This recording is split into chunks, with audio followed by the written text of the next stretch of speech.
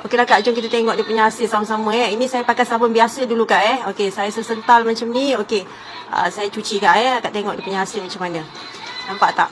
Tetap tak hilang juga Kak. Okey, tak apa, kita cuba guna Koja multipurpose ni, produk daripada Jepun. Kak kena faham.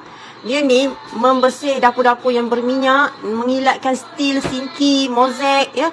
Kak kena faham dekat situ. Lagi satu, kalau akak beli sekarang dengan harga RM24.90, akak akan dapat 3 Kak sebab sekarang dia tengah bagi promosi Kak. Rugi kalau tak beli. Tekan beg kuning Kak, tengok akak dapat harga berapa. Free post pula Kak.